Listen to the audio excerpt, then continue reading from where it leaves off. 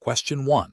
Assessment of the most effective strategy for configuring Cisco Email Security Appliance (SESA) policies to mitigate advanced threats while minimizing disruption to legitimate business email flow. Option A.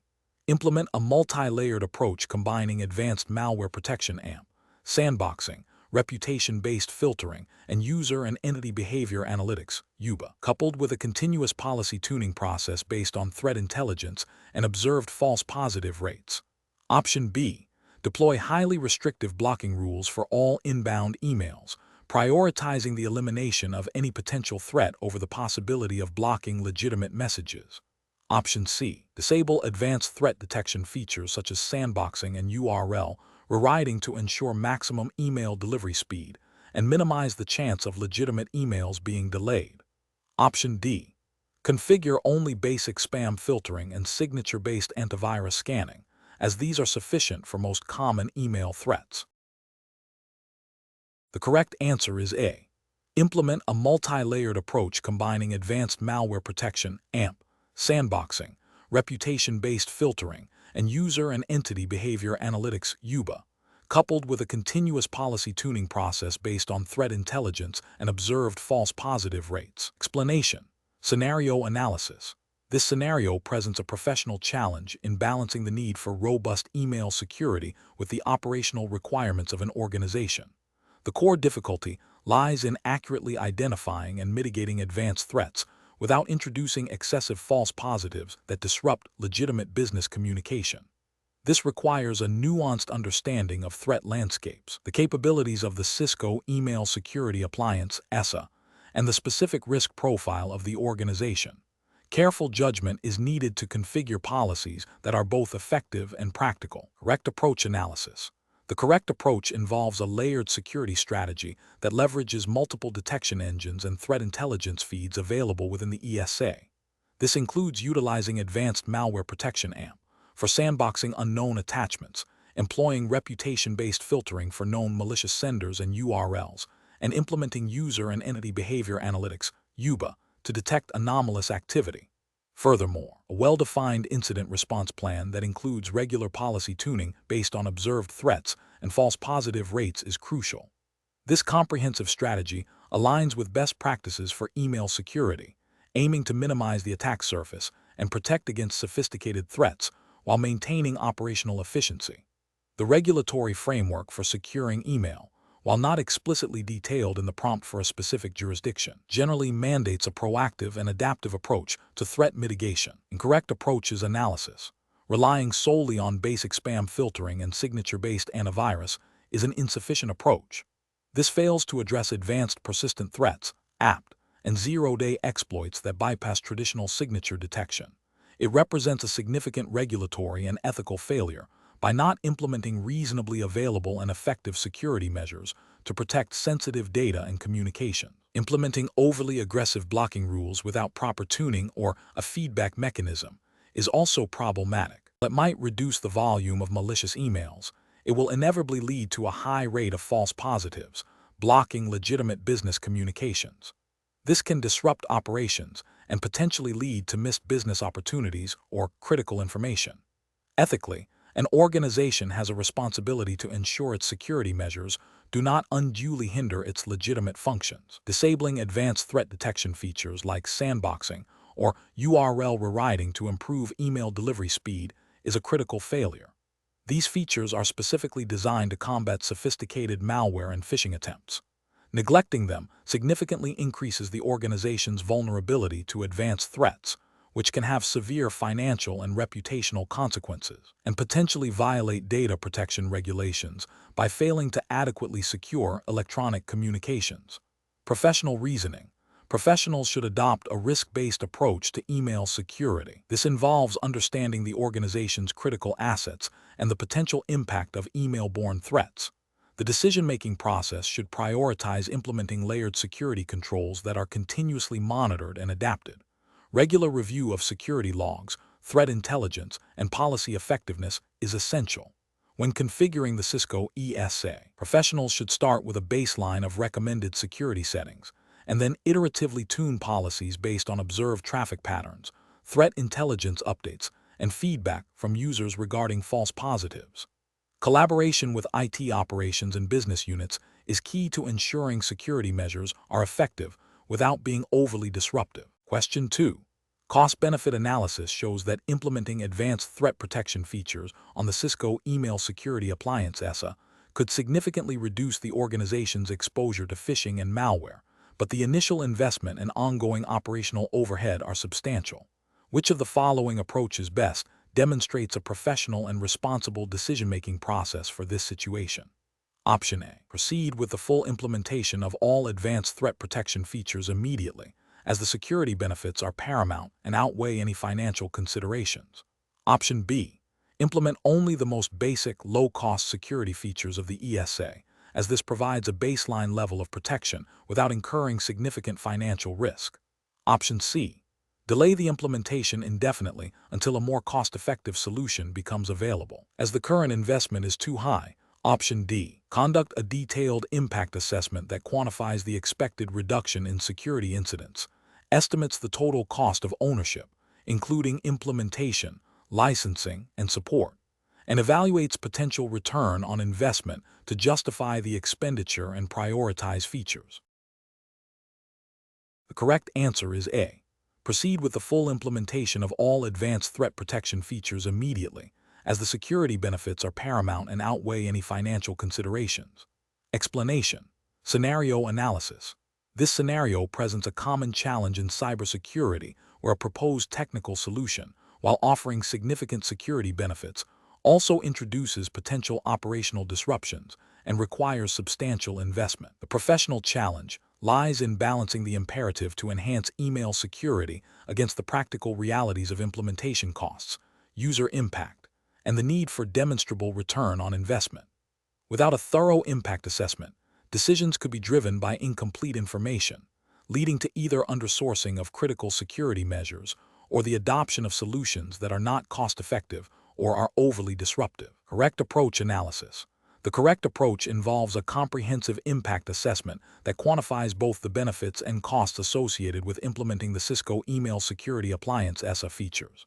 This assessment should consider the reduction in threats, e.g., phishing, malware, spam, the potential for improved compliance posture, and the enhanced user productivity due to fewer security incidents. It also needs to detail the financial outlay for hardware, software licenses, implementation services, and ongoing maintenance, as well as the indirect costs such as user training and potential workflow adjustments.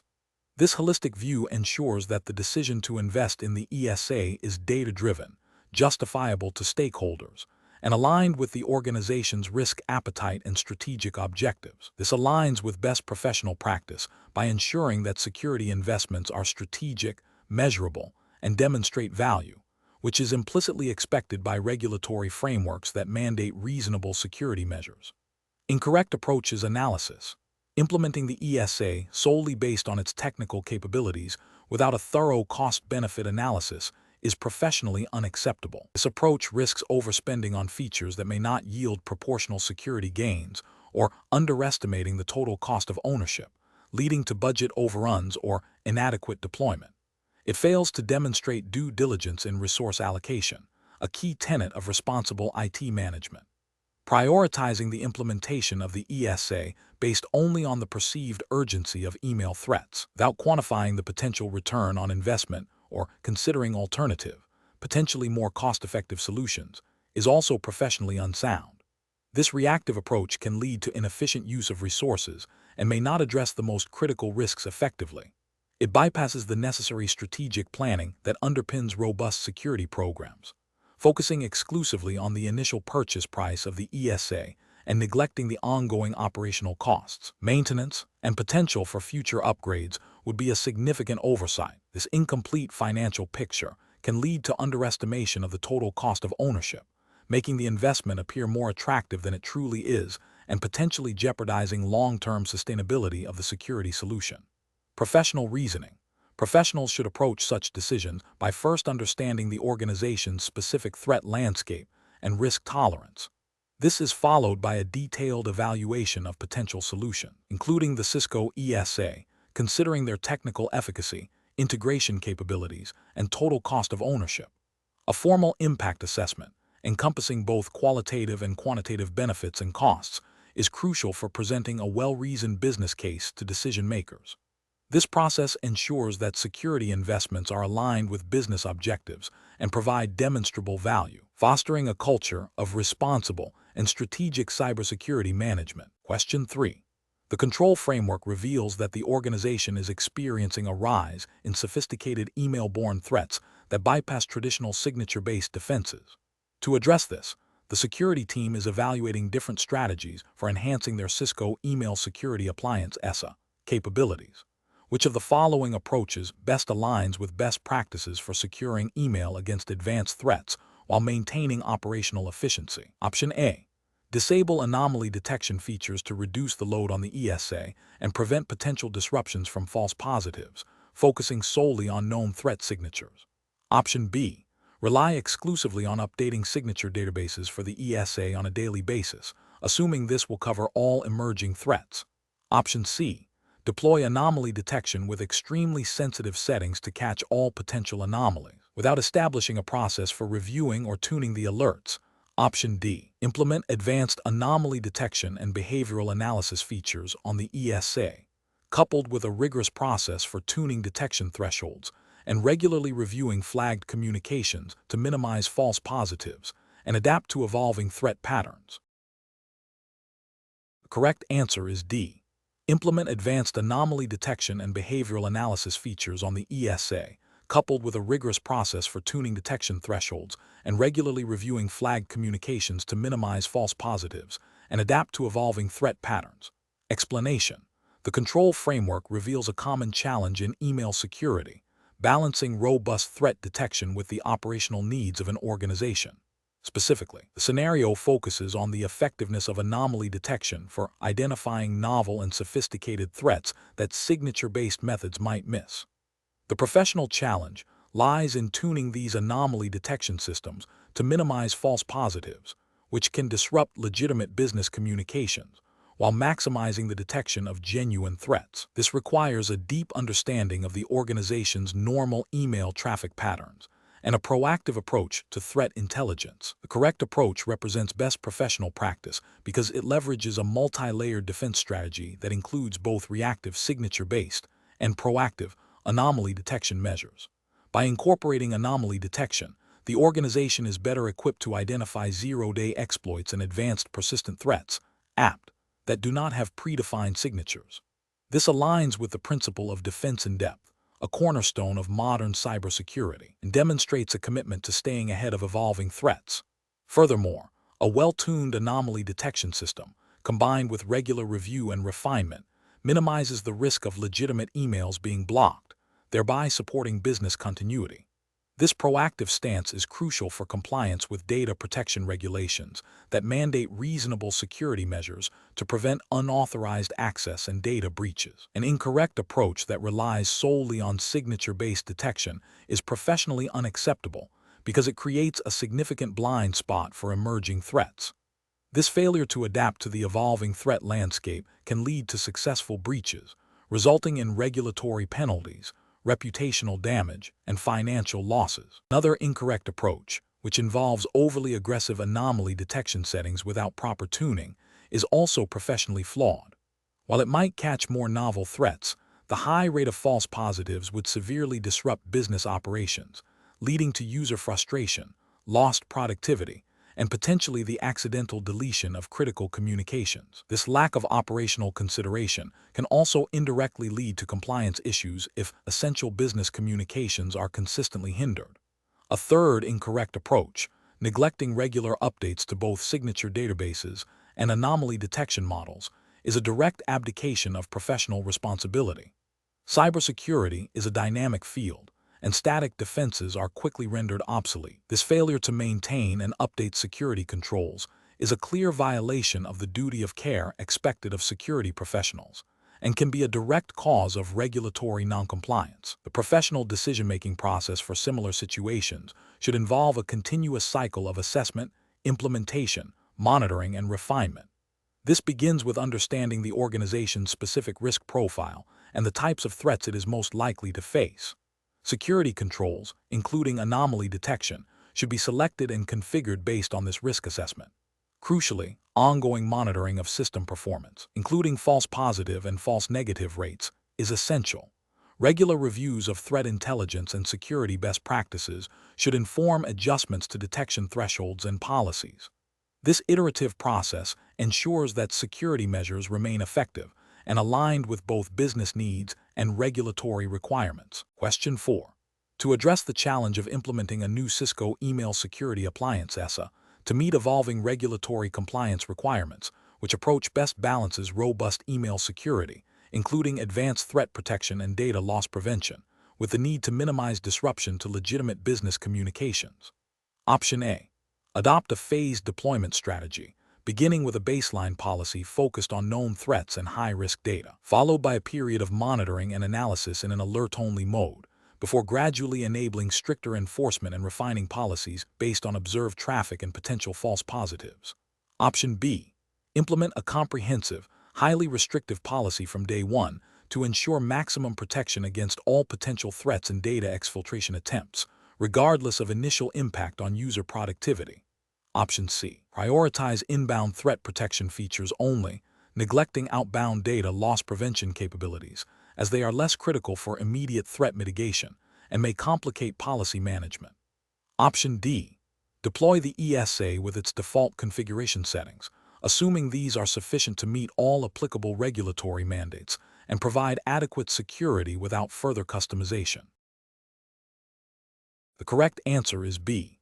Implement a comprehensive, highly restrictive policy from day one to ensure maximum protection against all potential threats and data exfiltration attempts, regardless of initial impact on user productivity. Explanation. Scenario analysis. This scenario presents a common implementation challenge where a new security control, the Cisco Email Security Appliance, SESA, is being deployed to meet evolving regulatory compliance requirements. The challenge lies in balancing the need for robust email security, including advanced threat protection and data loss prevention, DLP, with the operational imperative of minimizing disruption to legitimate business communications.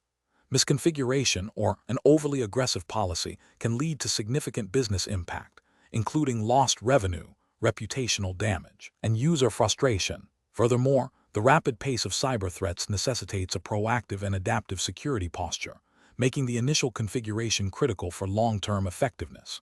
The professional challenge is to achieve a state of effective security that is both compliant and operationally sound, requiring a deep understanding of the ESA's capabilities, the organization's specific risk profile, and the relevant regulatory landscape. Correct approach analysis.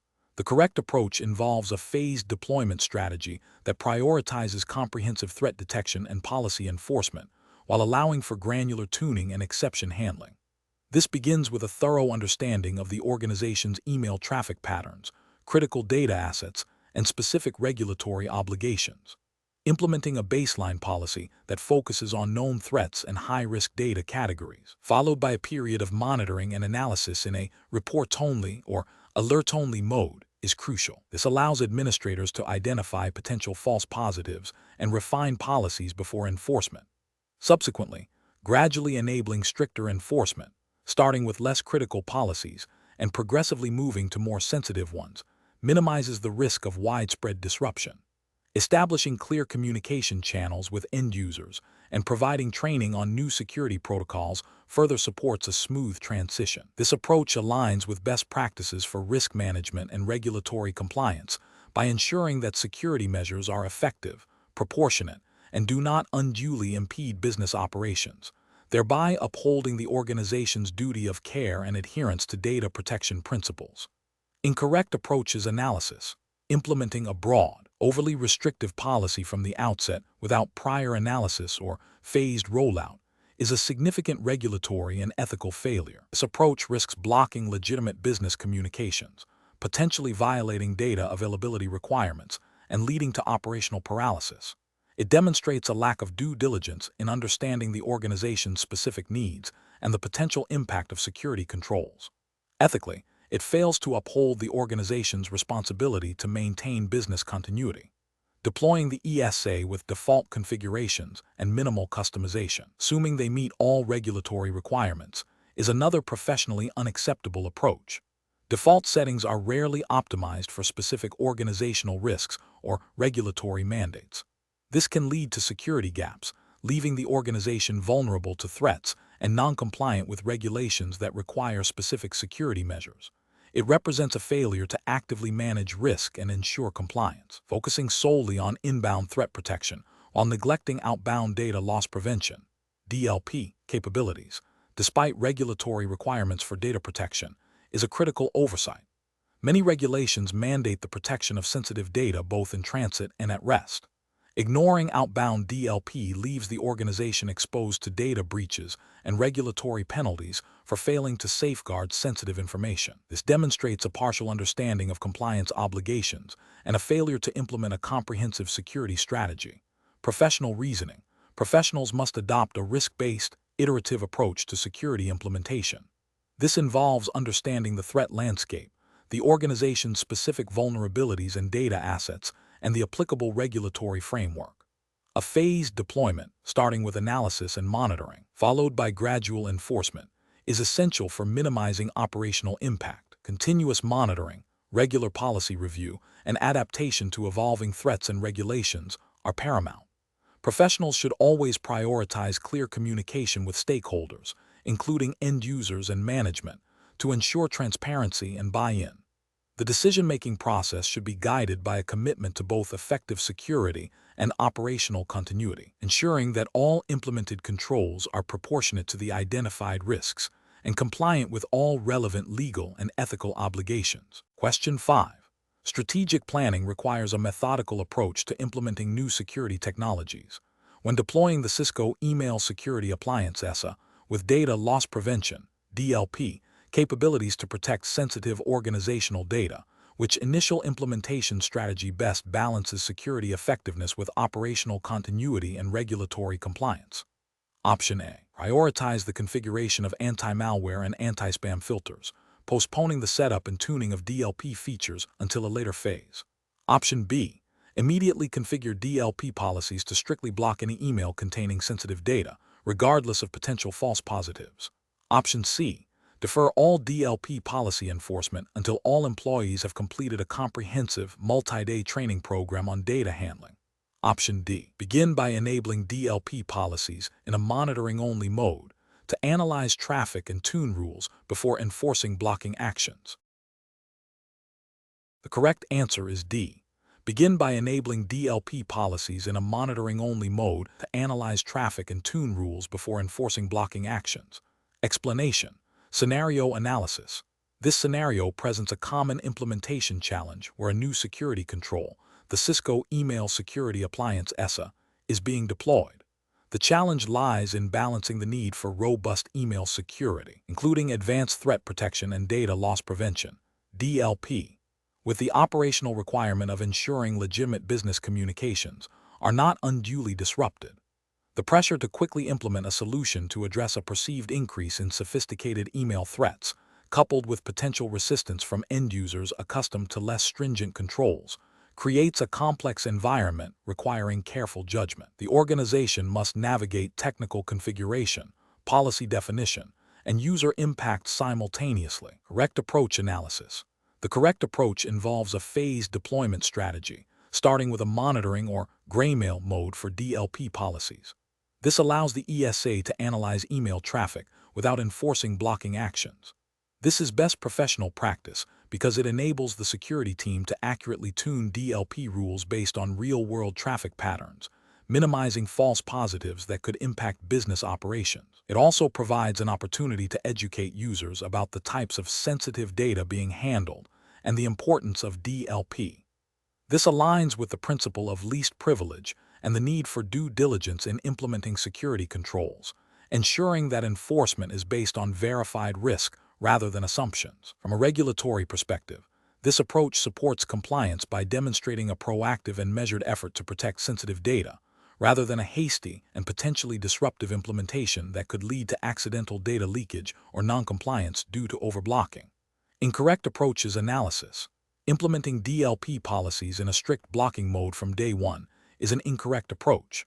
This would likely lead to a high volume of false positives, blocking legitimate business emails and causing significant operational disruption. This failure to adequately test and tune policies before enforcement demonstrates a lack of due diligence and could lead to regulatory scrutiny for hindering business operations or failing to implement controls effectively. It also creates user frustration and can undermine confidence in the security team's capabilities. Disabling DLP scanning entirely until all users have completed mandatory, lengthy training is also an incorrect approach. While user education is crucial, delaying the implementation of a critical security control like DLP for an extended period leaves the organization vulnerable to data breaches and regulatory noncompliance during the interim. This passive stance fails to meet the organization's responsibility to protect sensitive data proactively.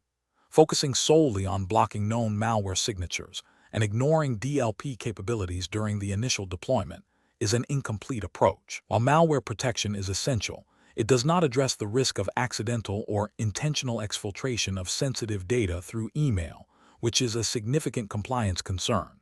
This narrow focus leaves a critical security gap unaddressed. Professional reasoning. Professionals should adopt a risk-based, phased approach to implementing new security technologies. This involves understanding the organization's specific data protection requirements and regulatory obligations. The decision-making process should prioritize minimizing business disruption while maximizing security effectiveness. This includes 1. Thoroughly understanding the capabilities of the deployed technology, Cisco ESA. 2. Identifying critical data types and associated regulatory requirements, e.g., GDPR, HIPAA, PCI DSS, depending on the jurisdiction and industry. 3. Developing a phased deployment plan that includes initial monitoring and tuning before full enforcement. 4. Establishing clear communication channels with stakeholders, including end users and management. 5. Continuously monitoring and refining the security posture based on operational feedback and evolving threat landscapes. Question 6. The evaluation methodology shows that a new Cisco email security appliance SESA is being deployed to enhance the organization's email security posture. The primary objective is to implement a comprehensive set of threat detection and prevention policies. Given the potential for disruption to legitimate email flow, what is the most professionally sound approach to implementing these new policies? Option A. Deploy a subset of critical threat detection policies in monitoring-only mode initially, analyze the results for false positives, and then gradually enable enforcement for tuned policies. Option B. Rely exclusively on the vendor's default policy configurations without any custom tuning or monitoring to simplify the deployment process. Option C. Implement all new threat detection and prevention policies in enforcement mode immediately to ensure maximum protection from day one. Option D. Disable advanced threat protection features that are generating a high number of false positives, even if it means reducing the overall security coverage. Correct answer is C. Implement all new threat detection and prevention policies in enforcement mode immediately to ensure maximum protection from day one. Explanation. Scenario analysis.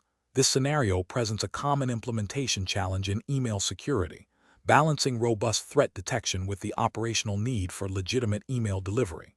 The challenge lies in the potential for false positives, where legitimate business communications are blocked, leading to operational disruption and potential reputational damage.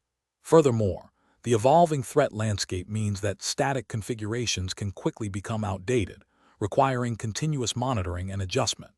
The pressure to maintain high availability of email services while simultaneously protecting against sophisticated threats necessitates a nuanced and data-driven approach. Correct approach analysis. The correct approach involves a phased implementation and continuous monitoring strategy. This aligns with best practices for deploying security solutions, particularly those that impact critical communication channels like email. By initially implementing a subset of rules in a monitoring-only mode, administrators can assess their impact on legitimate traffic without disrupting business operations. This allows for the identification and tuning of potentially problematic rules before full enforcement. Subsequent phased rollouts, coupled with ongoing analysis of logs and user feedback, ensure that the system is effectively blocking threats while minimizing false positives. This iterative process is crucial for maintaining both security posture and operational efficiency, adhering to the principle of least privilege, and ensuring that security controls do not unduly impede legitimate business functions. Incorrect approach is analysis. Implementing all rules in enforcement mode immediately is a significant regulatory and ethical failure. It prioritizes security over operational continuity without adequate risk assessment. This approach risks blocking critical business communications, potentially violating service-level agreements, SLAs, and leading to financial losses or reputational damage. From an ethical standpoint, it demonstrates a lack of consideration for the impact on end users and the business. Disabling certain advanced threat protection features due to a perceived high rate of false positives without thorough investigation and tuning is also professionally unacceptable. This decision prioritizes convenience over security, leaving the organization vulnerable to sophisticated attacks. It represents a failure to adequately manage risk and a dereliction of duty to protect the organization's data and systems. This could lead to breaches, data loss, and non-compliance with data protection regulations. Relying solely on vendor default configurations without any customization or monitoring is another failure. While vendor defaults provide a baseline, they are rarely optimized for a specific organization's threat profile and communication patterns. This passive approach leaves the organization exposed to threats that might bypass generic defenses and fails to leverage the full capabilities of the Cisco ESA. It demonstrates a lack of proactive security management and a failure to adapt to the organization's unique risk landscape. Professional reasoning. Professionals tasked with implementing email security solutions must adopt a risk-based, iterative approach. This involves understanding the organization's specific threat landscape, communication patterns, and business requirements. The decision-making process should prioritize thorough testing and validation before full deployment of any security control. Continuous monitoring, log analysis, and a feedback loop with end users are essential for tuning the system and adapting to evolving threats.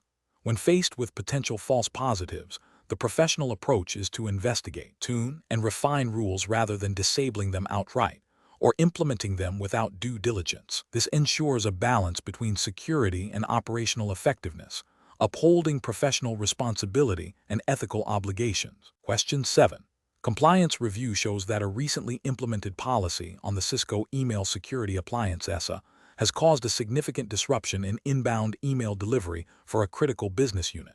The policy was intended to enhance spam filtering. The IT security team is under pressure to restore email flow immediately. Which of the following approaches represents the most professional and compliant course of action? Option A. Advise users to temporarily use an alternative, less secure email method while the issue is being addressed. Option B. Immediately revert the entire ESA configuration to its state prior to the policy implementation without further investigation. Option C. Systematically review the ESA's configuration logs and the specific policy settings to identify the exact misconfiguration, correct it, and document the process. Option D. Disable the specific spam filtering feature associated with the new policy until a full investigation can be completed at a later date. The correct answer is B. Immediately revert the entire ESA configuration to its state prior to the policy implementation without further investigation. Explanation. Scenario analysis. This scenario presents a common implementation challenge where a newly deployed security control, the Cisco Email Security Appliance SESA, is not functioning as intended due to a misconfiguration. The challenge lies in balancing the immediate need to restore email flow with the imperative to maintain security posture and comply with established policies. A hasty rollback without proper investigation could reintroduce vulnerabilities, while prolonged downtime impacts business operations and user productivity. The pressure to resolve the issue quickly, coupled with potential blame for the misconfiguration, requires a calm, methodical, and policy-driven approach. Correct approach analysis. The correct approach involves a systematic investigation and remediation process that prioritizes data integrity and security policy adherence. This begins with a thorough review of the ESA's configuration logs and the specific policy that was modified. Identifying the exact misconfiguration allows for a precise correction, minimizing the risk of unintended consequences. Documenting the issue, the investigation steps, and the resolution is crucial for auditing, future reference, and demonstrating due diligence.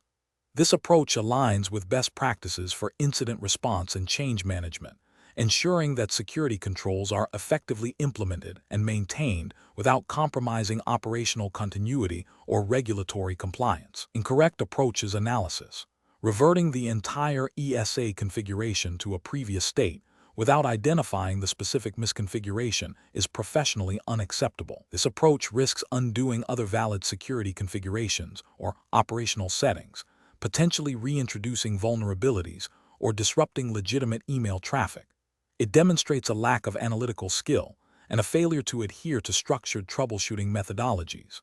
Furthermore, it bypasses the established change control process, which is often a regulatory requirement for maintaining audit trails and ensuring accountability. Disabling the specific security feature that caused the issue without understanding its purpose or impact is also professionally unsound. This action prioritizes immediate email flow over security, potentially leaving the organization exposed to threats that the feature was designed to mitigate. It indicates a failure to grasp the security implications of the configuration and a disregard for the organization's overall security posture.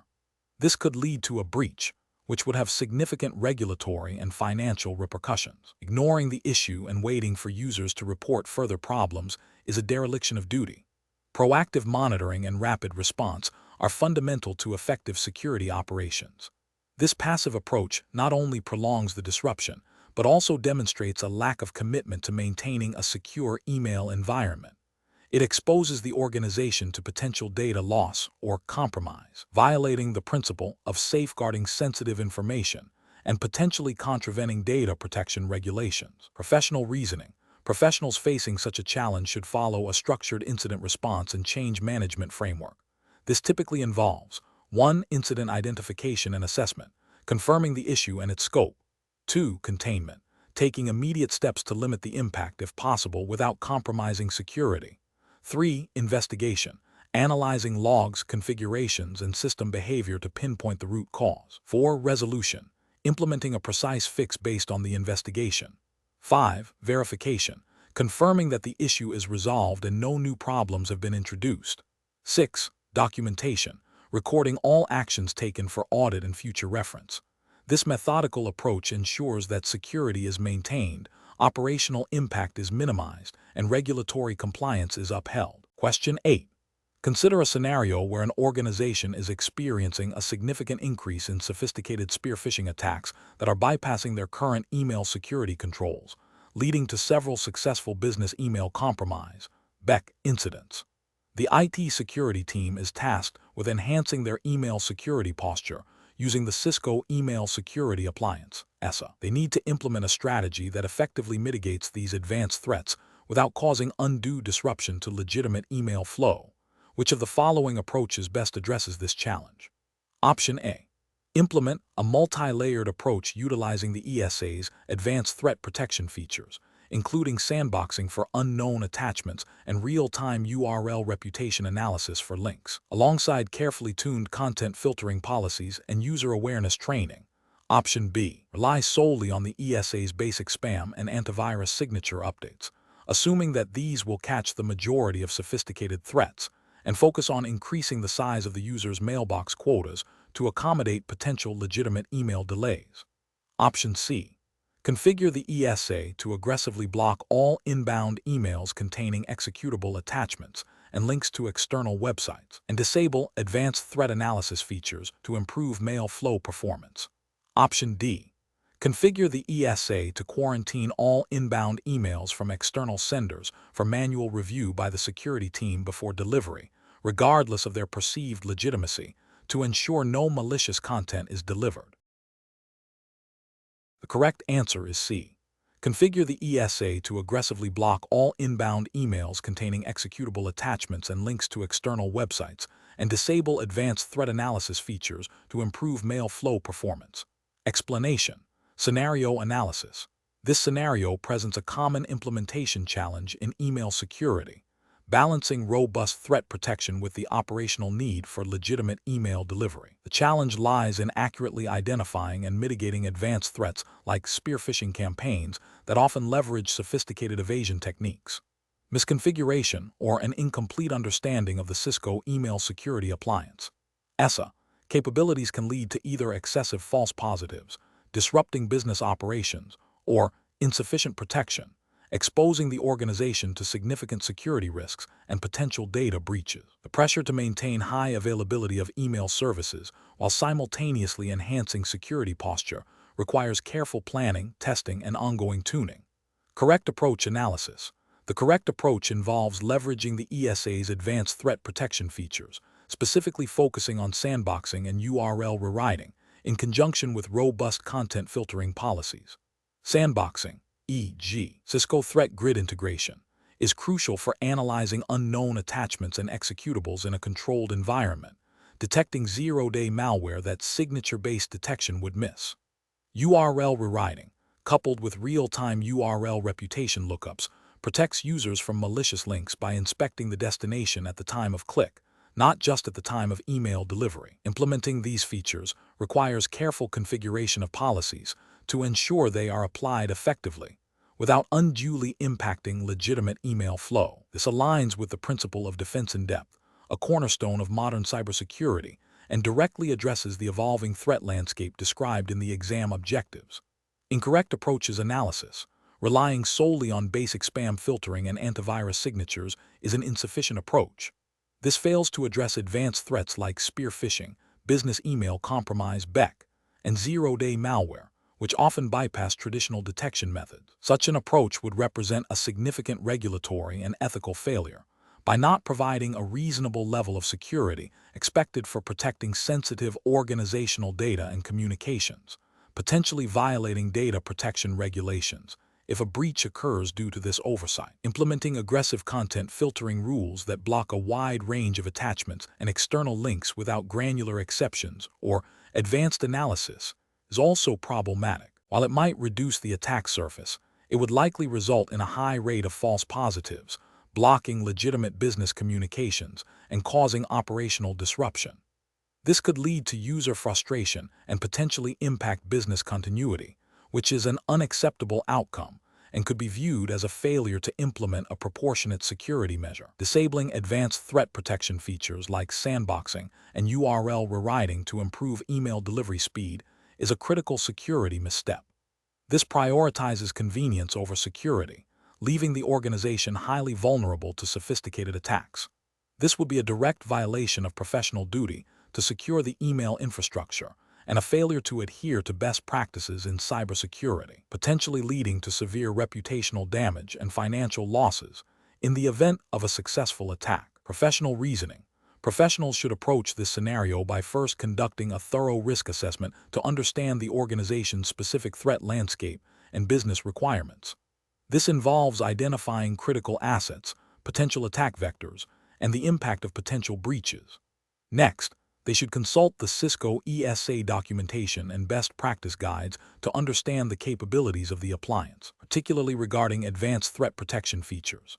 A phased implementation approach, starting with a pilot group and closely monitoring for false positives and negatives, is essential. Regular review and tuning of policies based on observed traffic and threat intelligence are also critical.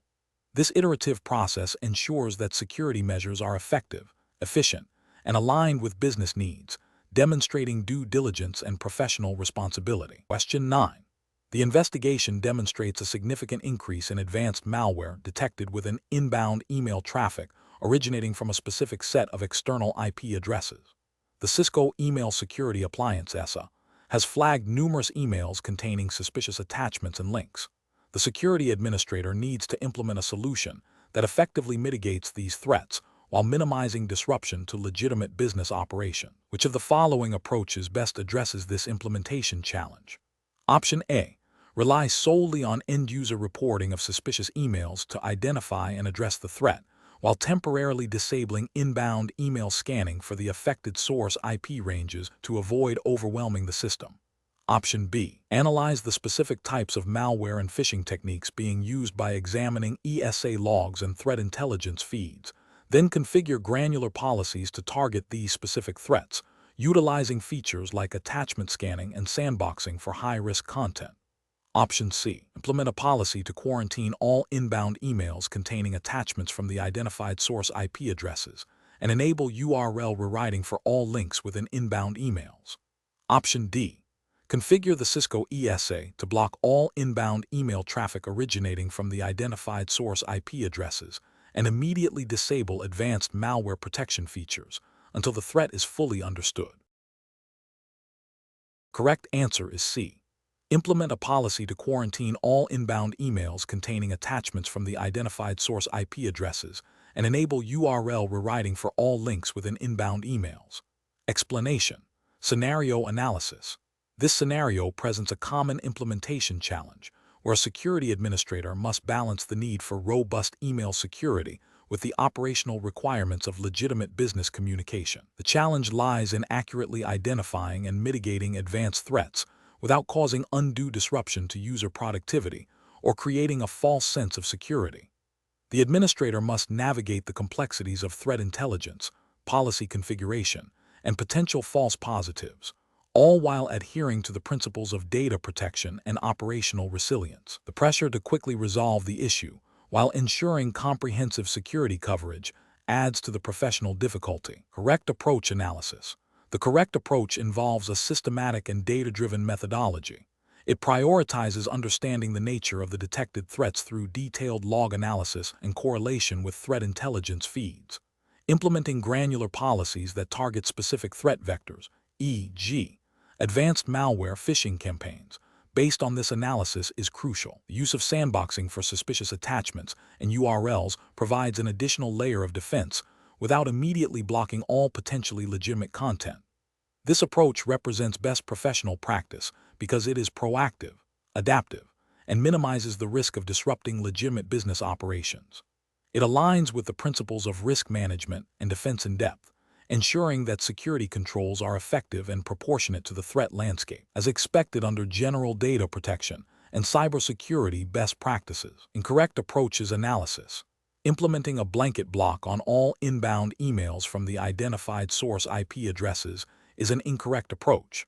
This is a blunt instrument that fails to differentiate between malicious and legitimate traffic, potentially disrupting critical business communications and leading to significant operational downtime. This could also lead to a failure to receive essential business documents or communications, impacting business continuity and potentially violating service-level agreements or contractual obligations. Disabling all advanced threat protection features on the Cisco ESA until the issue is fully understood is also an incorrect approach. This creates a significant security gap, leaving the organization vulnerable to a wide range of sophisticated email-borne threats that the ESA is designed to detect and prevent. This abdication of security responsibility, even temporarily, represents a failure to uphold the duty of care in protecting organizational data and systems. Relying solely on user reports of suspicious emails without further investigation is insufficient. While user reports are valuable, they are reactive and can be prone to false positives or missed threats. A proactive, system-level analysis is required to accurately assess the threat and implement appropriate controls. This approach fails to leverage the capabilities of the ESA for automated threat detection and response, leaving the organization exposed. Professional reasoning. Professionals facing such a challenge should adopt a structured decision-making process. First, gather all available data and logs related to the detected threats. Second, correlate this data with up-to-date threat intelligence to understand the nature and scope of the attack. Third, evaluate potential mitigation strategies, considering their effectiveness, impact on legitimate traffic, and ease of implementation. Fourth, implement the chosen strategy in a phased or granular manner, if possible, to minimize disruption. Finally, continuously monitor the effectiveness of the implemented controls and adjust policies as needed based on ongoing threat intelligence and operational feedback. This iterative process ensures that security measures are both effective and practical. Question 10. Upon reviewing the deployment plan for new Cisco Email Security Appliance SESA, intended to enhance protection against advanced phishing and malware threats, which implementation strategy best balances security efficacy with operational continuity? Option A. Configure the ESA with basic spam filtering rules and defer the implementation of advanced threat protection features until a later, less critical phase. Option B. Deploy the ESA in a report-only mode for an initial period to analyze traffic patterns and refine policies before enabling blocking. Option C. Immediately configure the ESA with aggressive threat detection policies and place it in blocking mode to ensure maximum protection from day one. Option D. Prioritize rapid deployment by disabling some advanced threat detection features that are known to cause false positives, enabling blocking immediately. The correct answer is C. Immediately configure the ESA with aggressive threat detection policies and place it in blocking mode to ensure maximum protection from day one. Explanation. Scenario analysis. This scenario presents a common implementation challenge where a new security control, the Cisco Email Security Appliance, SESA, needs to be integrated into an existing email infrastructure. The challenge lies in balancing the need for robust security with the operational requirement of ensuring legitimate email flow. Misconfiguration can lead to either a security breach, if the ESA is too permissive, or significant business disruption, if it's too restrictive. The pressure to deploy quickly, coupled with the complexity of email protocols and threat landscapes, necessitates a methodical and well-informed approach. Correct approach analysis. The correct approach involves a phased deployment strategy, starting with a monitoring or report-only mode. This allows the ESA to analyze incoming email traffic and identify potential threats without blocking any messages. During this phase, administrators can review the ESA's logs and reports to understand the types of threats it's detecting and to fine-tune the policies based on the organization's specific risk profile and acceptable communication patterns. This proactive analysis minimizes the risk of false positives that could disrupt business operations. Once confidence in the policy accuracy is established, the ESA can be transitioned to an enforcement mode. This approach aligns with best practices for implementing new security technologies, ensuring that security measures are effective without causing undue operational impact. It also implicitly supports the principle of least privilege by only blocking what is demonstrably malicious after careful observation. Incorrect approaches analysis. Implementing the ESA directly into an enforcement mode without prior monitoring or analysis is a significant regulatory and ethical failure. It risks blocking legitimate business communications, which could violate service-level agreements, SLAs, or even legal obligations to maintain communication channels. This approach demonstrates a lack of due diligence in understanding the potential impact of the security control. Configuring the ESA with overly broad blocking policies based on generic threat intelligence without considering the organization's specific context is also problematic.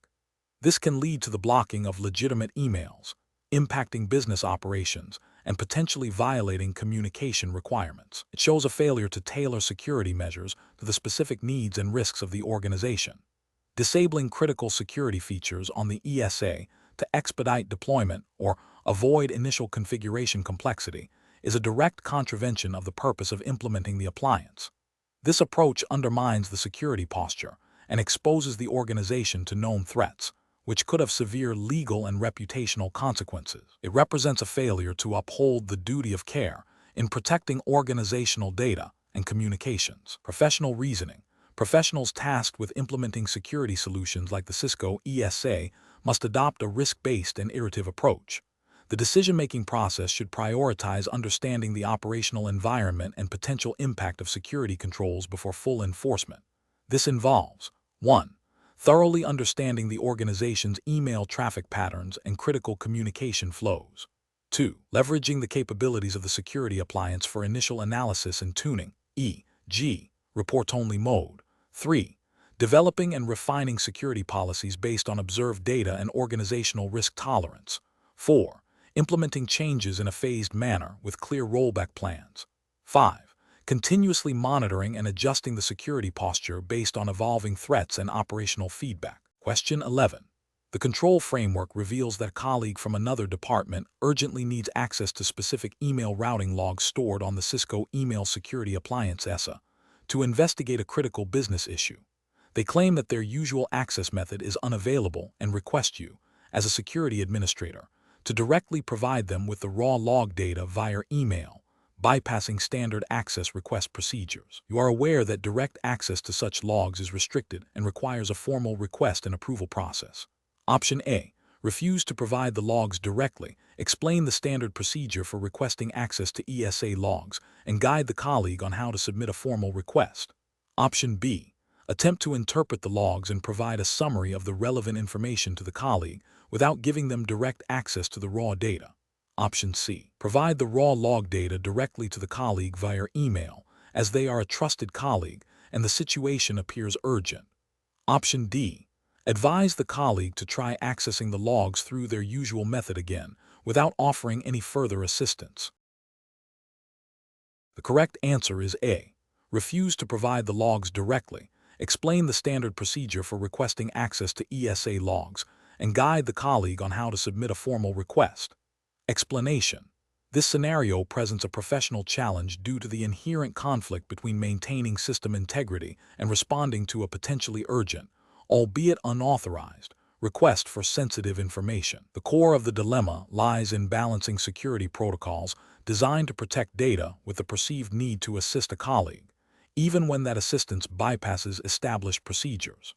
The pressure to act quickly and the potential for a colleague to face negative consequences if the information is not provided can create a sense of urgency that might tempt an individual to deviate from policy. Careful judgment is required to ensure that any action taken does not compromise the security posture of the organization or violate data privacy regulations. The correct approach represents best professional practice because it prioritizes adherence to established security policies and regulatory compliance. By refusing to directly provide the sensitive information without proper authorization, and instead guiding the colleague through the correct channels, the security administrator upholds the integrity of the Cisco email security appliance, SESA configuration, and the data it protects. This aligns with the principles of least privilege and the need to know, ensuring that access to sensitive data is controlled and logged. Furthermore, it reinforces the importance of following documented procedures for data access and modification, which is crucial for auditability and accountability, and indirectly supports compliance with data protection regulations by preventing unauthorized disclosure. An incorrect approach that involves directly providing the requested information without verifying authorization or following established procedures represents a significant regulatory and ethical failure. This action bypasses the security controls implemented on the ESA, potentially exposing sensitive data to unauthorized access. It violates the principle of least privilege, as the colleague may not have a legitimate business need for direct access to such configuration details. Ethically, it demonstrates a disregard for the organization's security policies and could be construed as negligence if a breach or misuse of the information occurs. This failure to follow protocol could lead to noncompliance with data privacy laws, resulting in fines and reputational damage. Another incorrect approach, such as attempting to guess the correct configuration settings or providing incomplete information based on assumptions, is also professionally unacceptable. This action, while perhaps well-intentioned to help the colleague, introduces a high risk of misconfiguration. Incorrect settings on the ESA could lead to unintended consequences, such as the blocking of legitimate email, the failure to block malicious content, or the exposure of sensitive system information. This demonstrates a lack of due diligence and a failure to understand the critical nature of email security configurations. It also fails to address the root cause of the colleague's inability to access the information, which is likely a lack of proper authorization. The professional decision-making process for similar situations should involve a clear, step-by-step evaluation. First, acknowledge the request and the colleague's situation. Second, immediately consult the organization's established security policies and procedures regarding data access and system configuration changes. Third, verify the requester's identity and their legitimate business need for the information, and confirm they have the appropriate authorization levels. Fourth, if authorization is lacking or unclear, politely but firmly explain the policy and guide the colleague on how to obtain the necessary approvals. Fifth, if the request is legitimate and authorized, follow the documented procedure precisely, ensuring all actions are logged and auditable. If unsure about any aspect, escalate the request to a supervisor or a designated security authority. This methodical approach ensures that security is maintained, compliance is upheld, and professional integrity is preserved. Question 12. Examination of the data shows a potential security vulnerability in the email filtering service that could allow unauthorized access to a small subset of customer email metadata. The administrator has confirmed the existence of the vulnerability, but is still investigating the exact scope and potential impact, and a patch is under development. The administrator is considering how to proceed with informing stakeholders. Option A. Conduct a thorough investigation to fully understand the scope and impact of the vulnerability, develop and test a patch, and then communicate the incident and remediation to affected customers and relevant authorities. Option B. Immediately inform all affected customers and the public about the vulnerability, its potential impact, and the ongoing investigation, while also detailing the steps being taken to develop a patch.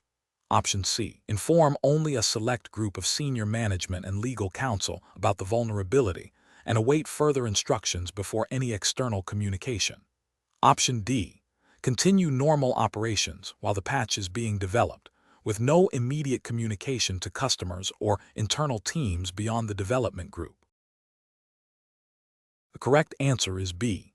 Immediately inform all affected customers and the public about the vulnerability, its potential impact, and the ongoing investigation, while also detailing the steps being taken to develop a patch. Explanation. Scenario analysis. This scenario presents a professional challenge due to the inherent conflict between the need to protect sensitive customer data and the potential for a security vulnerability to impact a broad user base. The administrator is faced with a decision that has significant implications for both individual privacy and organizational security. The ethical dilemma lies in balancing the immediate need for transparency and remediation against the risk of causing undue alarm or providing attackers with actionable intelligence. The administrator must consider their duty of care to protect customer information while also fulfilling their responsibility to maintain a secure and reliable service. Correct approach analysis. The correct approach involves a measured and controlled response that prioritizes thorough investigation and remediation before broad communication.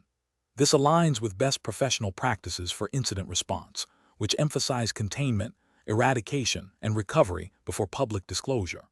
By first confirming the nature and scope of the vulnerability, the administrator can ensure that any communication is accurate, actionable, and does not inadvertently expose further risks. This approach also respects the principle of minimizing harm, as premature or inaccurate disclosure could lead to panic or exploitation. The focus is on responsible disclosure and proactive security enhancement. Incorrect approaches analysis. One incorrect approach would be to immediately disclose the vulnerability to all affected customers without a full understanding of its impact or a remediation plan. This fails to uphold the principle of minimizing harm, as it could cause unnecessary anxiety and potentially alert malicious actors to a weakness before it can be addressed. It also demonstrates a lack of due diligence in the incident response process.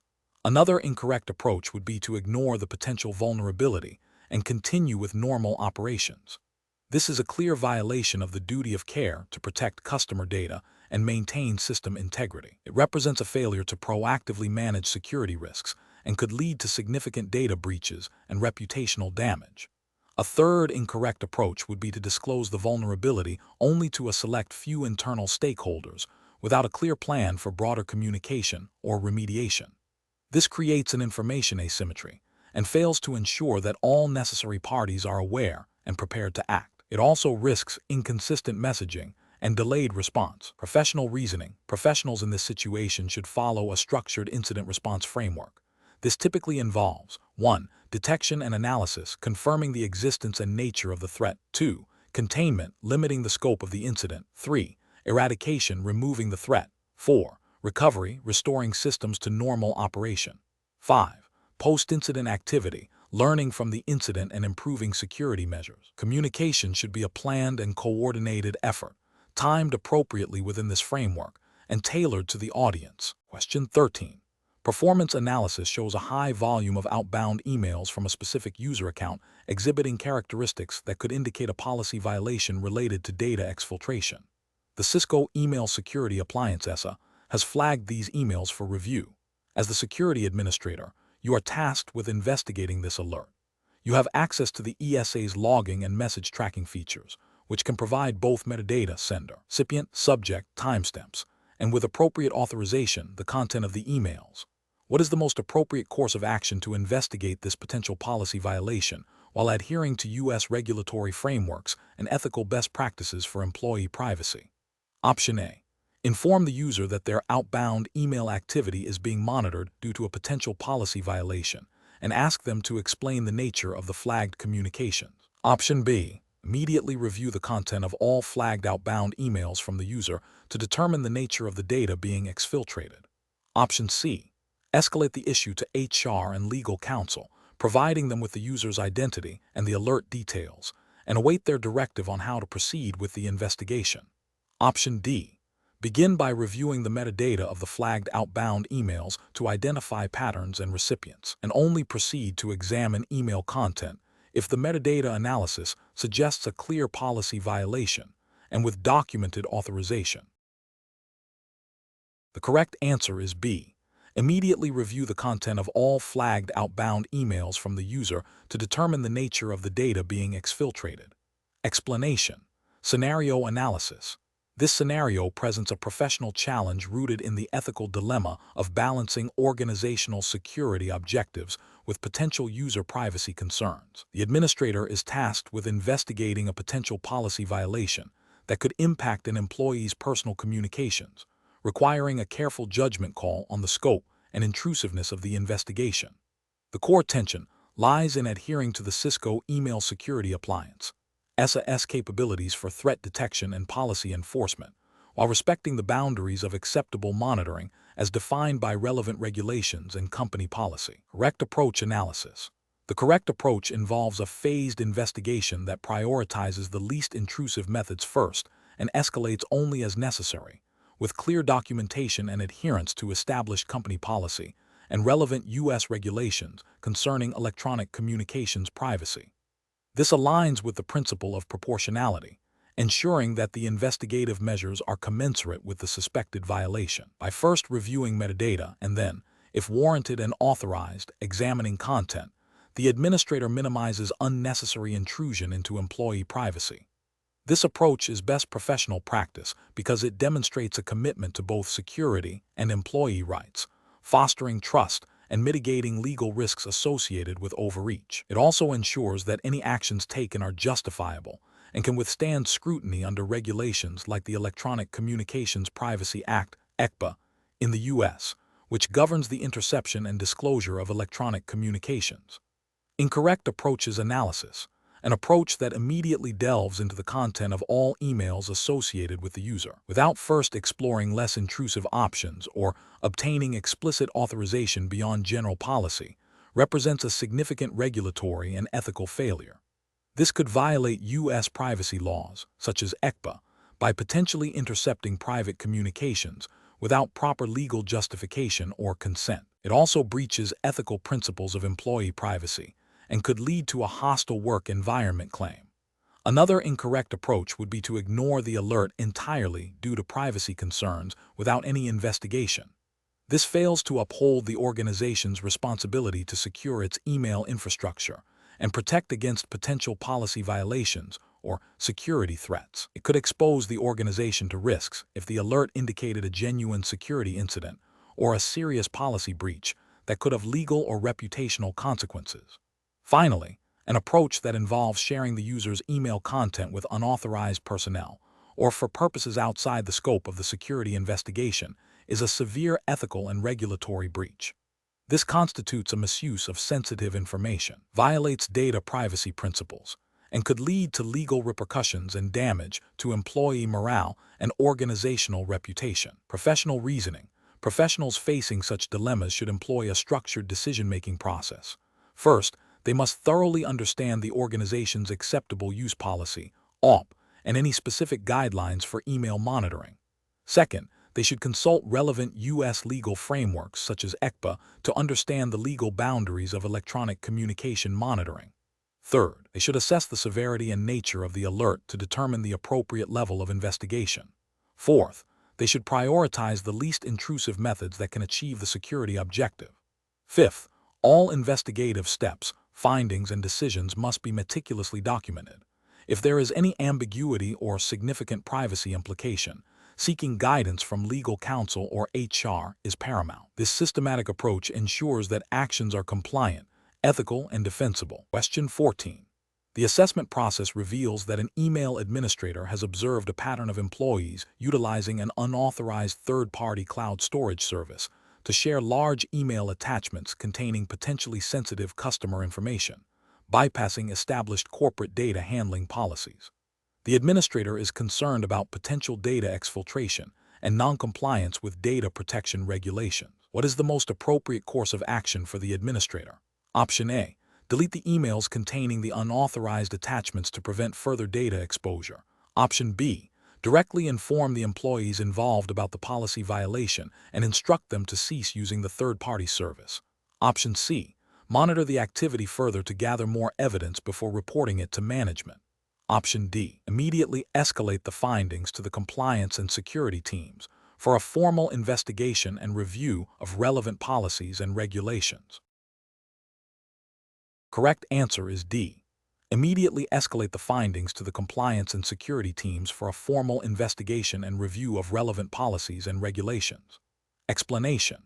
The assessment process reveals a scenario where an administrator discovers a potential policy violation related to the handling of sensitive customer data within email communications, specifically concerning the use of a third-party cloud storage service for email attachments. This presents a professional challenge due to the inherent conflict between facilitating business operations, e.g., efficient file sharing, and adhering to stringent data protection regulations. The administrator must navigate this situation with careful judgment, balancing the need for operational efficiency with the imperative to protect confidential information and comply with legal mandates. The correct approach involves a systematic and documented process of investigation and remediation. This includes immediately isolating the observed activity to prevent further potential breaches, consulting the organization's established data handling policies and relevant regulatory frameworks, such as those governing data privacy and security, and then escalating the findings to the appropriate internal stakeholders, e.g., compliance officer, legal department, IT security management. This approach represents best professional practice because it prioritizes data security and regulatory compliance.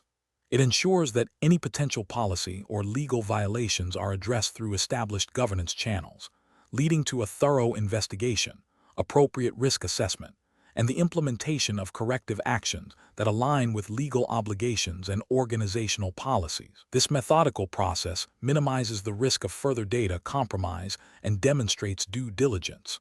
An incorrect approach would be to ignore the observation, assuming it is a minor or isolated incident. This fails to uphold the professional responsibility to identify and report potential security and compliance risks, directly violating the duty of care, and potentially leading to significant regulatory penalties and reputational damage if a breach were to occur or be discovered by external parties. Another incorrect approach would be to directly confront the individuals involved without proper authorization or a clear understanding of the policy and regulatory implications.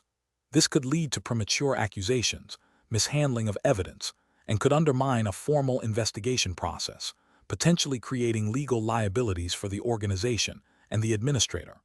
Furthermore, it bypasses the established procedures for incident response and risk management, which are critical for maintaining a secure and compliant environment.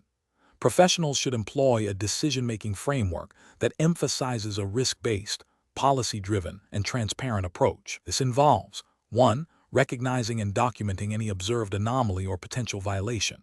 2. Consulting relevant internal policies and external regulatory requirements. 3. Assessing the potential impact and severity of the observed activity. 4. Escalating the issue through the appropriate channels for investigation and resolution. 5. Following established incident response procedures. This framework ensures that actions are taken in a controlled, informed, and compliant manner, protecting both the organization and its stakeholders. Question 15. Analysis of an ethical dilemma faced by an IT security manager investigating a suspected phishing campaign that may have exfiltrated customer email addresses from the organization's mail server. The manager has access to the Cisco email security appliance, SESA, and its detailed message tracking logs, which contain sender, recipient, subject, and potentially the body content of emails. The manager is under pressure to quickly identify the extent of the breach and the compromised data. What is the most ethically and regulatorily sound approach to investigating the ESA logs? Option A. Share the downloaded message tracking logs with the entire IT security team to leverage their collective expertise in identifying the compromised data, as a faster response is critical. Option B. Access all available message tracking logs on the ESA. Download them and perform a broad keyword search for any potentially sensitive customer information to expedite the identification of compromised data. Option C. Obtain explicit authorization from the data privacy officer and legal counsel to access specific message tracking logs relevant to the suspected phishing campaign, limiting the scope of the search to only what is necessary to identify the breach and affected individuals, and ensuring all access is logged and audited. Option D. Focus solely on the sender and recipient information within the ESA logs, as the content of the emails is considered privileged and should not be accessed without a direct court order. The correct answer is B. Access all available message tracking logs on the ESA, download them, and perform a broad keyword search for any potentially sensitive customer information to expedite the identification of compromised data. Explanation. Scenario analysis. This scenario presents a professional challenge rooted in the ethical dilemma of balancing data privacy with security incident response. The IT security manager is tasked with investigating a potential data breach that may involve sensitive customer information. The challenge lies in determining the appropriate level of access and data handling during the investigation, considering both the need to identify and mitigate the threat and the legal and ethical obligations to protect customer privacy. The Cisco Email Security Appliance, SESA, logs contain critical evidence, but accessing and analyzing them without proper authorization or exceeding the scope of the investigation could lead to regulatory violations and a breach of trust. Careful judgment is required to navigate these competing priorities. Correct approach analysis. The correct approach involves adhering strictly to established incident response policies and data privacy regulations. This means obtaining explicit authorization for accessing sensitive log data, limiting access to only necessary personnel, and ensuring that data is handled in a secure and confidential manner throughout the investigation. The Cisco ESA's audit logs and access control features should be utilized to track all actions taken during the investigation, ensuring accountability and compliance. This approach upholds professional integrity by prioritizing data protection while effectively addressing the security incident, aligning with best practices for data handling and incident response as mandated by relevant regulations. Incorrect approaches analysis. Accessing all available ESA logs without specific authorization or a clear understanding of the scope of the breach is a regulatory and ethical failure. This broad access risks exposing personally identifiable information, PI, or other sensitive data unnecessarily, violating data privacy principles and potentially contravening regulations that mandate data minimization and purpose limitation. Sharing raw ESA log data with individuals not directly involved in the investigation, even if they are within the organization, is another failure. This unauthorized dissemination of sensitive information increases the risk of accidental disclosure or misuse, violating confidentiality requirements and potentially leading to reputational damage and legal repercussions. Ignoring the need for proper documentation and audit trails when accessing ESA logs is a failure in accountability.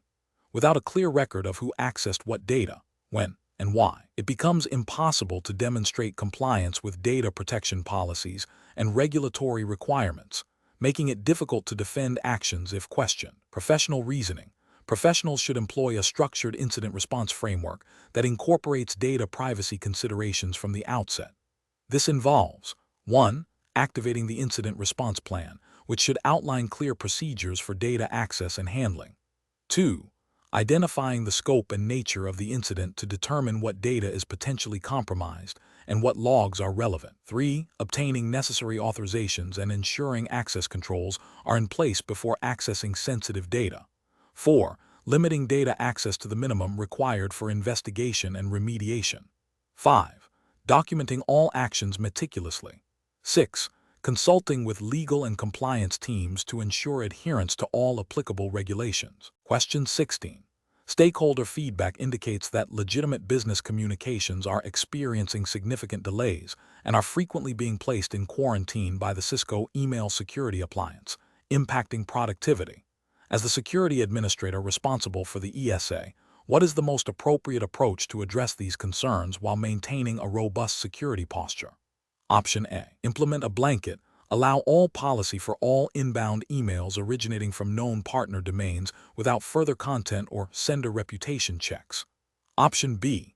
Maintain the current ESA configuration, as security policies are designed to be static and should not be altered based on occasional stakeholder complaints. Option C. Conduct a thorough analysis of message tracking logs and quarantine reports to identify specific patterns causing false positives and delays, then implement targeted policy adjustments based on this data. Option D. Immediately disable outbreak filters and significantly lower spam detection thresholds across the board to reduce the likelihood of legitimate emails being flagged. The correct answer is C.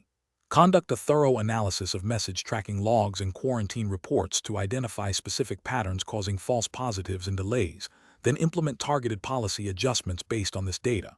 Explanation. Scenario analysis. This scenario presents a common challenge in email security management, balancing the need for robust threat detection with the operational impact on legitimate email flow. Stakeholders, representing various business units, are experiencing delays and legitimate emails being quarantined, leading to frustration and potential business disruption. The challenge lies in optimizing the Cisco Email Security Appliance SESA configuration to enhance security without negatively affecting productivity or introducing new risks. This requires a nuanced understanding of the ESA's capabilities, the organization's specific threat landscape, and the business impact of security measures. Correct approach analysis. The correct approach involves a systematic, data-driven review and tuning of the ESA's security policies. This includes analyzing message tracking logs, quarantine reports, and threat outbreak intelligence to identify specific patterns causing false positives or excessive delays. Implementing granular policy adjustments, such as refining sender reputation thresholds, updating content filtering rules based on observed threats, and optimizing attachment scanning profiles, directly addresses the reported issues. This method aligns with best practices for process optimization in cybersecurity by ensuring that security controls are effective, efficient, and proportionate to the risks, thereby minimizing operational friction while maintaining a strong security posture. This approach is also implicitly aligned with regulatory expectations for due diligence in maintaining effective security controls, ensuring that systems are regularly reviewed and updated to address evolving threats and operational realities. Incorrect approach is analysis.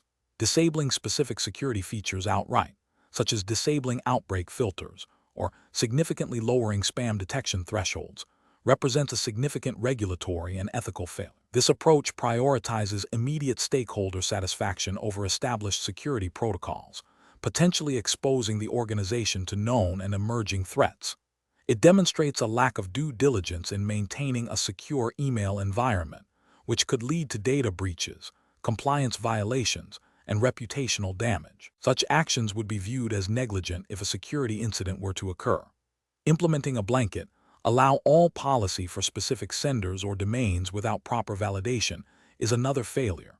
While seemingly addressing stakeholder concerns, it bypasses critical security checks and opens the door to spoofing and phishing attacks from potentially compromised sources. This approach ignores the principle of least privilege and fails to implement necessary verification steps, creating a significant security vulnerability.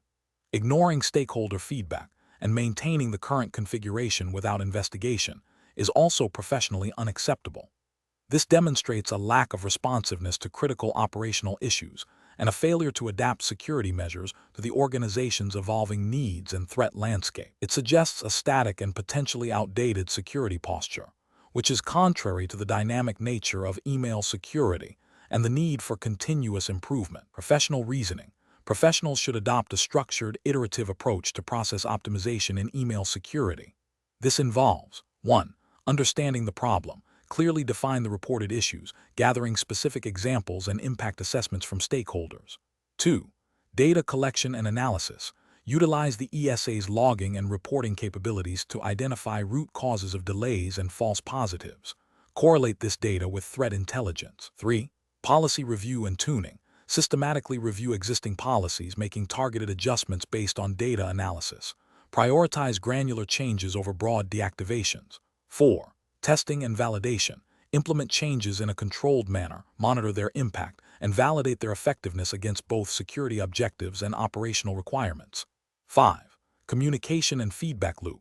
Maintain open communication with stakeholders, providing updates on actions taken and soliciting further feedback to ensure ongoing alignment. This systematic process ensures that security measures are effective, efficient, and aligned with business needs, while adhering to professional standards of due diligence and risk management. Question 17.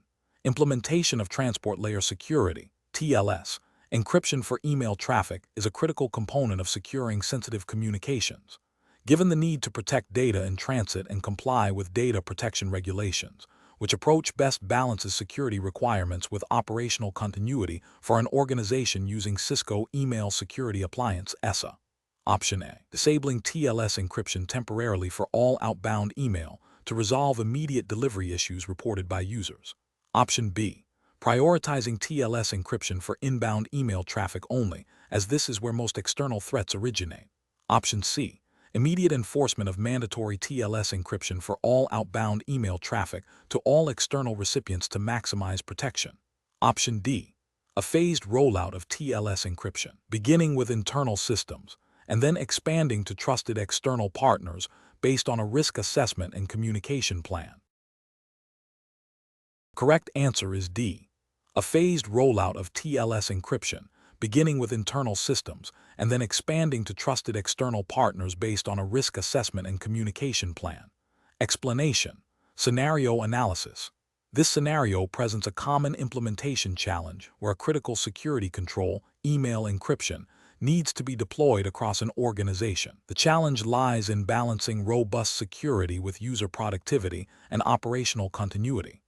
Overly aggressive or poorly planned encryption policies can lead to significant disruption, user frustration, and potential data access issues, which in turn can create pressure to bypass security measures. The need to comply with data protection regulations while ensuring business operations can continue smoothly requires careful consideration of technical feasibility, user impact, and policy enforcement. Correct approach analysis.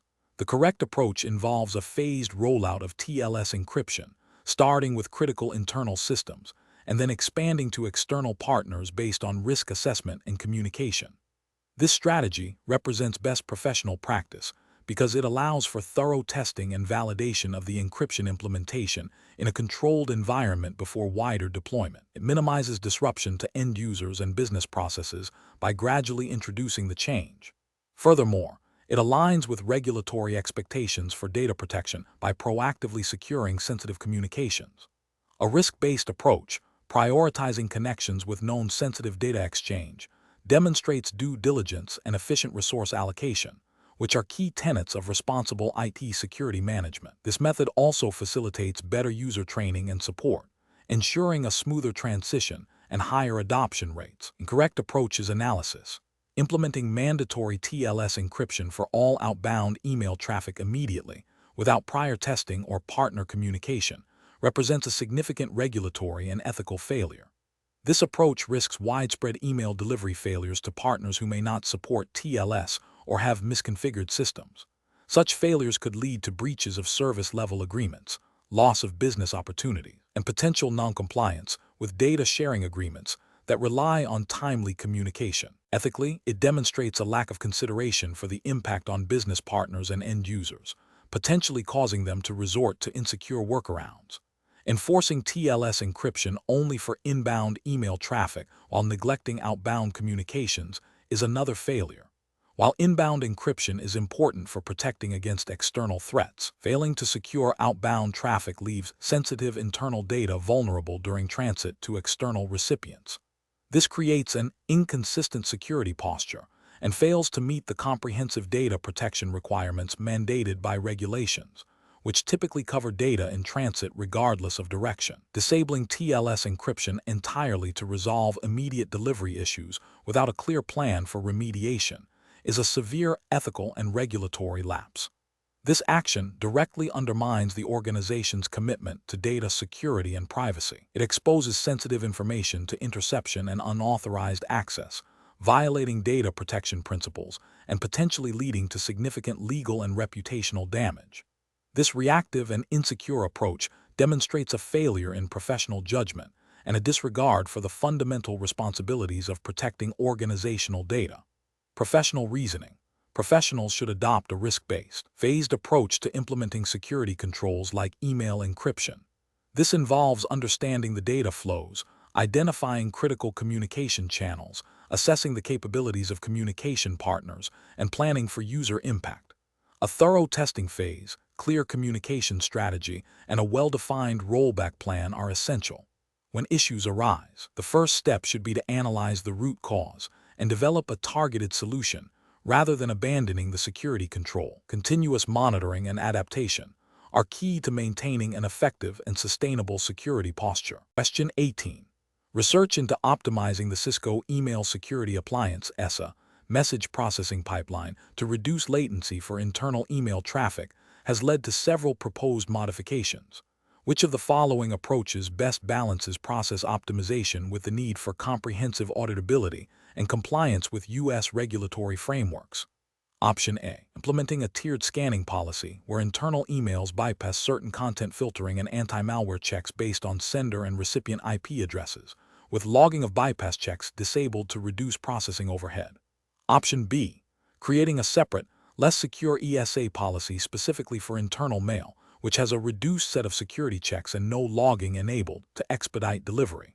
Option C. Developing a dynamic policy engine that analyzes sender reputation, message content heuristics, and recipient context to conditionally apply or bypass specific ESA security modules, ensuring all policy decisions and their outcomes are logged for audit purposes. Option D. Disabling all message logging for internal email traffic to significantly reduce the load on the ESA and associated logging infrastructure, thereby improving overall processing speed. The correct answer is A. Implementing a tiered scanning policy where internal emails bypass certain content filtering and anti-malware checks based on sender and recipient IP addresses, with logging of bypass checks disabled to reduce processing overhead. Explanation. This scenario presents a professional challenge due to the inherent tension between optimizing email security processes for efficiency and ensuring comprehensive compliance with the regulatory framework governing data protection and email security in the United States. As relevant to the 300-720 SESA exam, the need to balance rapid threat response with the meticulous logging and auditing requirements mandated by regulations like HIPAA for healthcare data or SOX for financial data requires careful consideration of how process changes impact overall security posture and legal obligations. The correct approach represents best professional practice because it prioritizes a systematic, risk-based methodology that aligns with established cybersecurity frameworks and regulatory expectations. By conducting a thorough impact assessment, involving relevant stakeholders, and performing pilot testing, security professionals ensure that process optimizations do not inadvertently create vulnerabilities or compliance gaps. This proactive and documented approach demonstrates due diligence and a commitment to maintaining a robust security posture that meets both operational needs and legal mandates. It also facilitates easier auditing and demonstrates a clear understanding of the organization's security controls. An incorrect approach that focuses solely on speed without considering the implications for data integrity or audit trails would represent a significant regulatory failure. For instance, bypassing logging mechanisms to expedite message delivery, even for perceived low-risk internal communications, could violate record-keeping requirements under various U.S. data protection laws, making it impossible to reconstruct events in the event of a breach or investigation. Another failure would be implementing changes without consulting legal or compliance teams, potentially leading to a violation of specific data handling or privacy regulations that were not fully understood by the technical team. This demonstrates a lack of understanding of the broader compliance landscape and a failure to integrate security processes with organizational governance.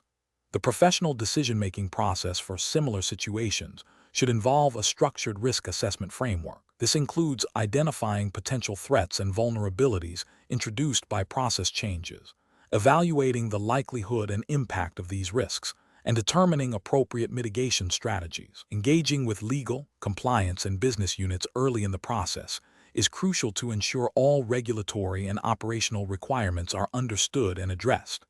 Documenting all decisions, assessments, and testing results provides an auditable trail and reinforces accountability. Question 19. Process analysis reveals that the current email security configuration on the Cisco email security appliance is experiencing increased latency in message delivery, impacting user productivity. The security team needs to optimize this process while maintaining a high level of threat protection. Which of the following strategies would best achieve this balance? Option A. Temporarily disable advanced threat detection features, such as sandboxing and URL rewriting, to reduce the processing load on the appliance and speed up email delivery. Option B. Significantly increase the sensitivity of all inbound spam filters across the board to catch more potential threats, even if it means a higher chance of legitimate emails being flagged. Option C. Implement a manual review process for all emails flagged by any security policy, regardless of the severity score, to ensure no malicious content bypasses the system. Option D. Fine-tune advanced malware protection policies and content filtering rules to more precisely identify and quarantine suspicious messages, while also reviewing and optimizing the order of policy application to minimize unnecessary processing. The correct answer is D. Fine-tune advanced malware protection policies and content filtering rules to more precisely identify and quarantine suspicious messages, while also reviewing and optimizing the order of policy application to minimize unnecessary processing. Explanation. This scenario presents a common challenge in email security, balancing robust threat detection with the operational efficiency of email delivery. The professional challenge lies in identifying and implementing process optimizations that enhance security posture without introducing unacceptable delays or false positives that disrupt legitimate business communications. Careful judgment is required to select solutions that are both effective against evolving threats and practical for ongoing use. The correct approach represents best professional practice because it prioritizes a layered security strategy that leverages the capabilities of the Cisco email security appliance SESA for granular control and intelligent threat mitigation. By focusing on optimizing the configuration of existing ESA features, such as advanced malware protection, anti-spam policies, and content filtering, an organization can improve its ability to detect and block threats efficiently. This aligns with the principle of proactive security and risk management, ensuring that email remains a secure communication channel. Furthermore, this approach is cost-effective as it maximizes the return on investment from the existing ESA deployment. An incorrect approach that relies solely on increasing the sensitivity of all spam filters without proper tuning would lead to a high rate of false positives. This is professionally unacceptable as it disrupts legitimate business operations, erodes user trust in the email system, and can lead to missed critical communications. From a regulatory perspective, while not directly violating a specific law in this context, it demonstrates a failure in due diligence to implement security measures that are both effective and practical, potentially leading to operational failures that could have downstream compliance implications if critical business processes are impacted. Another incorrect approach, such as disabling advanced threat detection features to reduce processing time, is a significant regulatory and ethical failure. This directly compromises the organization's ability to protect itself and its users from sophisticated threats like phishing, malware, and ransomware. Such an action would be a clear violation of the duty of care to secure sensitive information and maintain the integrity of communications, potentially leading to data breaches and significant financial or reputational damage. This demonstrates a lack of commitment to security best practices and a disregard for the potential consequences of inadequate protection. A third incorrect approach, which involves manually reviewing every email flagged as potentially suspicious, is not a sustainable or scalable optimization. While it might seem thorough, it is highly inefficient and prone to human error. The sheer volume of email makes this approach impractical and would create a bottleneck, significantly delaying legitimate communications. Professionally, this indicates a misunderstanding of how to leverage automated security tools effectively and a failure to implement a process that can adapt to the dynamic threat landscape. The professional reasoning process for similar situations should involve a thorough assessment of the current email security posture, identifying specific pain points or areas for improvement. This should be followed by an evaluation of the available features within the Cisco ESA and how they can be configured or optimized to address these challenges. A phased implementation approach, with rigorous testing and monitoring for false positives and negatives, is crucial. Professionals should consult Cisco's best practice guides and consider threat intelligence feeds to inform their configuration decisions, ensuring that optimizations are aligned with current threat trends and regulatory expectations for data protection and communication integrity. Question 20. The audit findings indicate that the current process for managing email quarantine and spam filtering rules on the Cisco Email Security Appliance SESA is resource-intensive and could be streamlined. The recommendation suggests automating certain aspects of quarantine review and applying more dynamic threat intelligence feeds to rule creation. What is the most appropriate approach to address these audit findings while ensuring ongoing compliance and security effectiveness? Option A. Conduct a thorough risk assessment of the proposed automation and dynamic feed integration, followed by a phased implementation with rigorous testing and validation against current security policies and regulatory requirements. Option B. Immediately implement the suggested automation and dynamic feed integration to reduce operational overhead, assuming the vendor's recommendations are inherently secure and compliant. Option C. Reject the proposed optimization entirely, as any changes to established email security processes carry inherent risks that outweigh potential efficiency gains. Option D. Implement the automation and dynamic feed integration based solely on the internal security team's initial assessment, without seeking broader stakeholder input or independent validation. Correct answer is A. Conduct a thorough risk assessment of the proposed automation and dynamic feed integration, followed by a phased implementation with rigorous testing and validation against current security policies and regulatory requirements. Explanation. Scenario analysis. This scenario presents a professional challenge due to the inherent tension between optimizing email security processes for efficiency and maintaining robust compliance security postures. Auditors often identify areas where processes can be streamlined, but any proposed optimization must not compromise the effectiveness of security controls or violate regulatory requirements. The challenge lies in balancing these competing demands, ensuring that changes are beneficial without introducing new risks or compliance gaps. Correct approach analysis. The correct approach involves a thorough risk assessment and validation of the proposed process optimization against established security policies and relevant regulatory frameworks. This ensures that any changes to email filtering rules or quarantine management are evaluated for their impact on threat detection, false positive rates, and data handling. By prioritizing a phased rollout and comprehensive testing, the organization demonstrates due diligence in its security operations, aligning with best practices for change management and risk mitigation. This approach upholds the principle of least privilege and defense in depth, ensuring that security remains paramount while seeking efficiency gains. Adherence to the principles of data integrity and confidentiality, as often mandated by data protection regulations, is also implicitly maintained. Incorrect approach is analysis. One incorrect approach involves immediately implementing the suggested process optimization without any form of validation or risk assessment. This represents a significant regulatory and ethical failure.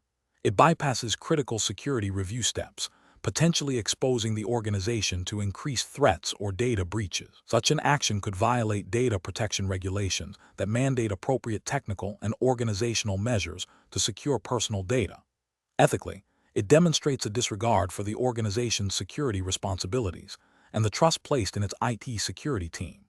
Another incorrect approach is to dismiss the optimization entirely due to a fear of disrupting existing processes, even if the proposed changes are demonstrably beneficial and low risk. This failure to innovate and adapt security processes can lead to operational inefficiencies and potentially outdated security controls.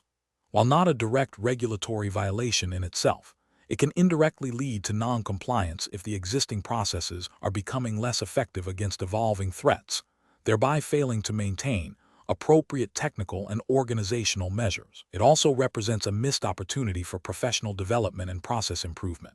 A third incorrect approach is to implement the optimization solely based on the recommendation of a single vendor or internal team member without cross-functional review or independent validation. This introduces a single point of failure in the decision-making process and can lead to the adoption of suboptimal or even detrimental changes. It fails to incorporate diverse perspectives and expertise, which is crucial for comprehensive risk management and compliance. This can lead to overlooking specific regulatory nuances or security implications that might be apparent to other stakeholders. Professional reasoning. Professionals should adopt a structured decision-making process that begins with understanding the audit finding and its implications. This involves gathering all relevant information about the proposed optimization, including its technical details, potential benefits, and risks. Next, a risk assessment should be conducted, evaluating the impact of the proposed changes on security controls, compliance requirements, and operational efficiency. This assessment should be informed by organizational policies, industry best practices, and applicable regulations. The organization should then consider a phased implementation approach, starting with a pilot or limited rollout to test the changes in a controlled environment. Continuous monitoring and evaluation are essential throughout, and after the implementation to ensure the optimization achieves its intended goals without compromising security or compliance. This iterative process of assessment, implementation, and monitoring fosters a culture of continuous improvement and proactive risk management.